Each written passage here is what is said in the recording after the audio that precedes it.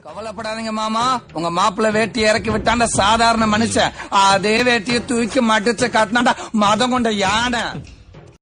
பங்கு பங்கு பங்கு நான் ஒரு வாட்டி இங்கிலீஷ்ல திட்டிக்கிறட்டுமா? Please help me, please help me. நம்மளாம் அடிச்சா மொட்டை, அதுவா விழுந்தா சொட்ட. ஏய் சில்லற காசு 500 ரூபா கூட செருப்பு பிஞ்சிரும். சில்லற காசு உனக்கு 500 ரூபாயா? என்ன பொழப்பு? நம்ம வாழ்க்கை எதை நோக்கி பயணமா போய்கிட்டு இருக்குன்னே தெரியலையே.